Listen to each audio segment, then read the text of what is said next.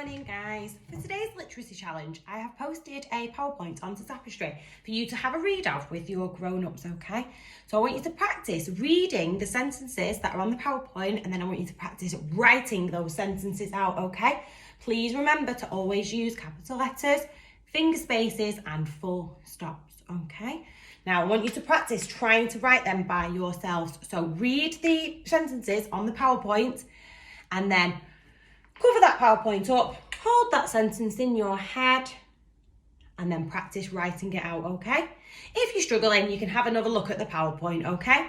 But try not to just copy it straight from the PowerPoint, all right? I want you to try and hold that sentence in your head, because that's one of the things that is really tricky, isn't it? One of the things that we really have to work on when we're in class, remembering what it is that we're going to write. It's really hard to hold a sentence in your head, and it takes a lot of skill to develop that, okay? So that's what I want you to practice today. Then for your maths challenge, I want you to practice making different ways of making the number 10, okay? So these are our number bonds to 10. So you'll need to have the number 10. You can write it out if you want to, or if you've got some number cards like this, you can put them out. So I've got a 1, and then what other number do I need to make 10? 1 and 0. Oh, here it is. 1 and 0. Oh, can you see it? There you go. 1 and 0 makes 10. And I want you to experiment with different ways of making 10. So you might want to do, let's see, you get 2 blue ones. Just use 2 objects. You can use anything you like. Play-Doh, pasta, I've seen some of you using. Buttons, anything that you've got at home. So 2 plus, so don't forget that plus symbol. Oh, I can't pick it up.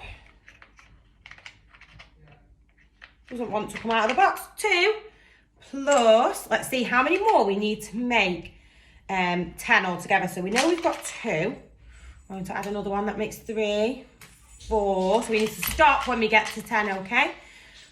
So 1, 2, 3, 4, 5, 6, 7, 8, 9, 10. Okay, so let's count them all together. 1, 2, 3, 4, 5, 6, 7, 8, 9, 10. Okay, so we've got 2 here.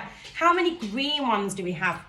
1, 2, 3, 4, 5, 6, 7, 8. Okay, so we put the number 8 there. So we know that 2, let's move it there so you can see actually. 2 plus, just move that up slightly. Can we see all right there? 2 plus 8 equals 10. Ta-da! Just like that, okay? So practice different ways of making 10. So 2 plus 8. What about if I was to move one over here? How many have we got now? 1, 2, 3. So we have 3 there. Plus, how many on this side? 1, 2, 3, 4, 5, 6, 7. So that means 3 plus 7 equals 10, okay? So practice lots of different ways of making 10, and then upload your videos to Tapestry for me to see. And then your creative challenge today is to practice making a den, okay? Den. That was one of the words on the reading PowerPoint from this morning, wasn't it? So I want you to practice making a den at home.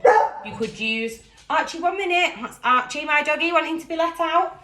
You can practice using a maiden. You can make a den using fabric, sheets, whatever it is that you've got at home. You might want to put some sheets on your dining table and hide underneath there. If you've got bunk beds, you could make a den.